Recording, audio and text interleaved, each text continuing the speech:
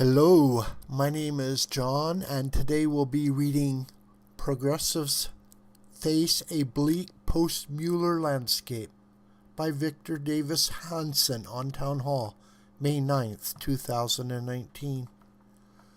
Democrats have grown infuriated by Attorney General William Barr's indifference to their hysteria over the Trump-Russia collusion narrative. Barr recently released a brief summary of special counsel Robert Mueller's conclusions that Donald Trump did not collude with the Russians to warp the 2016 election. Barr added that Mueller had not found enough evidence to recommend that Trump be indicted for obstruction of justice for the non-crime of collusion. Progressives, who for 22 months had insisted that Trump was a Russian asset, were stunned, but only for a few hours. Almost immediately they redirected their fury toward Barr's summation of the Mueller report. Yet few rational people contested Barr's synopsises about collusion and obstruction. Both the Mueller report and Barr's summation can be found on the internet.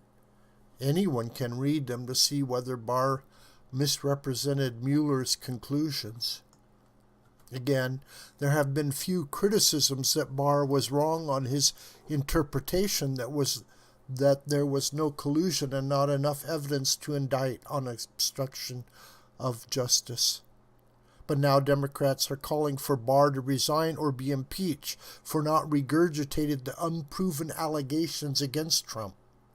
In other words, Barr acted too much like a federal prosecutor rather than a tabloid reporter, trafficking in allegations that did not amount to criminal conduct.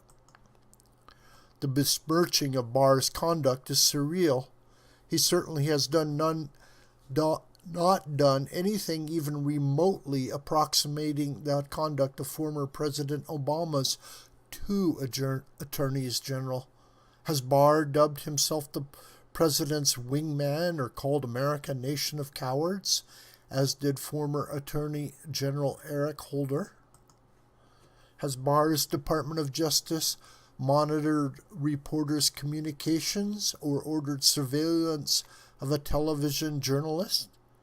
Has Barr used a government jet to take his family to the Belmont Stakes horse race, as did Holder? Has Barr met secretly on an airport tarmac with the spouse of a person his Justice Department was investigated, as did former Attorney General Loretta Lynch, who had such a meeting with Bill Clinton? The Mueller report ignored the likely illegal origins of the Christopher Steele dossier, the insertion of an FBI informant into the Trump campaign, the unlawful leaking of documents, and the conflicted testimonies of former high-level intelligence officials. All of those things were potential felonies. All in some way yielded information that Mueller drew on in his investigation. Yet Mueller never recommended a single indictment of any one of the Obama-era officials who likely broke laws. Mueller was instead fixated on possible collusion with Russia, but it is a crime to knowingly hire a foreign national to work on a presidential campaign. In other words, to collude. That is exactly what the Hillary Clinton campaign and the Democrat National Committee did when they paid British subject Christopher Steele to smear Trump. Did Mueller argue that the possible crimes of John Brennan, James Clapper, James Comey, Andrew McCabe, and other former government officials, lying to federal investigators, perjury, obstruction of justice, deceiving the Foreign Intelligence Surveillance Court, planting an informant into a political campaign, unmasking and leaking the identities of individuals under surveillance, were only peripheral to his investigation? Not really. After all, Mueller indicted Michael Flynn, Paul Manafort, George Papadopoulos, Roger Stone and others for crimes that had nothing to do with collusion and were far less serious than the improper behavior of top Obama administration bureaucrats. So what really explains the furor now directed at Barr? 1. Progressives are terrified that a number of Trump critics, Brennan, Clapper, Comey, McCabe, may soon be indicted. They apparently seek to preempt such indictments by attacking Barr, a seemingly no-nonsense prosecutor who will likely follow up on any criminal referrals from any inspector general that reach his desk. 2. The 2020 progressive agenda, whether defined as a Green New Deal, a wealth tax, Medicare for all, or open borders, will not compete well with Trump's currently booming economy. Impeaching Trump for collusion and obstruction is seen by progressives as the best, or perhaps only way to return to power. That effort so far is failing, causing even more hysteria. 3.